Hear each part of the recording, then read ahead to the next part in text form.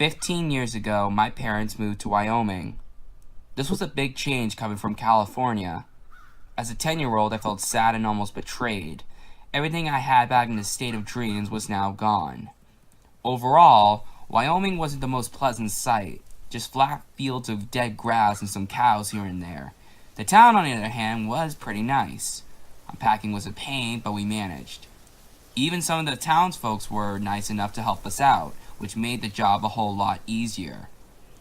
But when my mom showed me to my room, my expectations were pretty low. But not this low.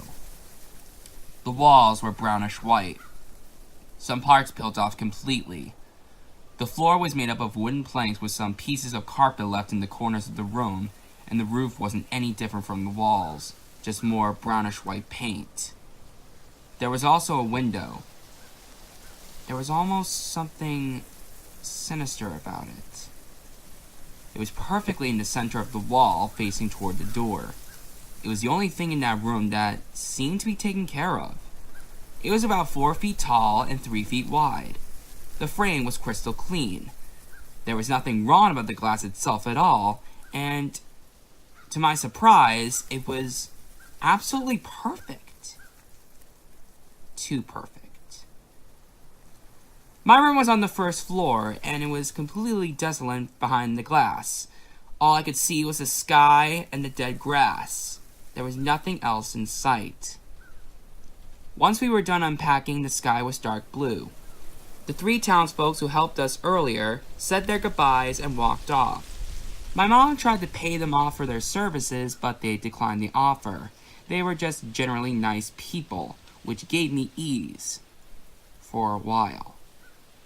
The smile that I was wearing as I walked toward my room deteriorated into a face of hesitation and fear. It was 9:30 p.m.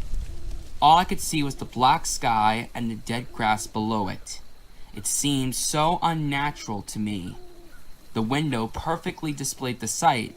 I absolutely hated it. But I didn't want to annoy my parents so late at night, so I just simply attempted to ignore it. That night, I turned off the light and lied down in bed. I couldn't sleep. The grass wasn't even moving. There were no stars, just pure darkness. I couldn't stop looking at that fucking window. I would have just lowered the blinds, if there were any. It was 2:30 a.m., and I was already on the brink of passing out. I was finally asleep. I remember the dream I had that night. I was in the middle of a grass field. The grass was similar to the grass outside my window. I was staring into the darkness as if I was waiting for someone. Nothing but absolute silence.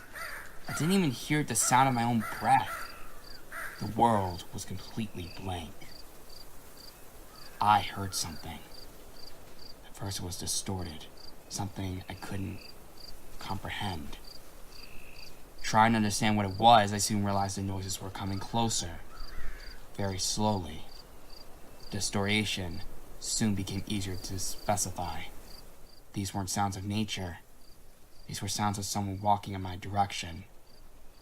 The brown grass crunched beneath their feet. It got louder and louder.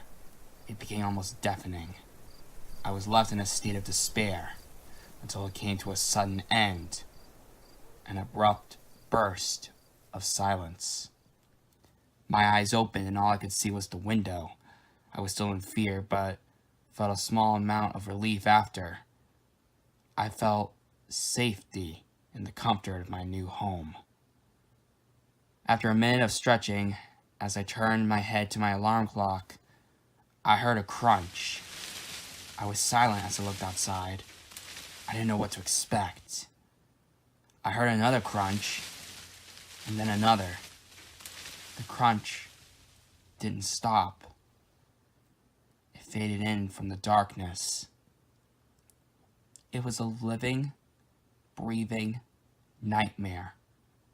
The sight, it was unexplainable. My mind shattered. My voice deteriorated. The mere idea even burns a hole in my thoughts. Her, if I can even call it that, figure was that of a broken monster. She was hunched over. Her eyes, big as fists, were white, tinted with red. They were not blue, green, nor brown. There was simply no color. Just a black pupil in the center surrounded by red streaks, as if she never slept a day in her life. She was basically bald. There were a few strands of black hairs left on her head. The skin on her bones were rotting, the color black as the darkness of the air surrounded her. I couldn't scream, I couldn't think, I couldn't do anything. We just looked at each other. It took minutes before she broke the silence. She let out an ear-piercing scream before she started slamming her head against the window. The glass was cracking, blood splatting everywhere as she bashed her head over and over. Her screams were blood-curdling. She sounded like she was in pain, absolute pain. I was hopeless, frozen in shock. The door busted open, and the lights turned on. What the hell is going on here? I was curled up on my bed, looking at the window's broken structure. The glass was almost broken entirely. When I told my dad about the story, he didn't believe me. My mom, on the other hand, argued with my dad about moving.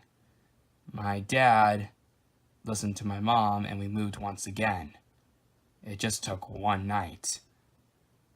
To this day, I still don't know what would have happened if she did come in. I want to keep it that way.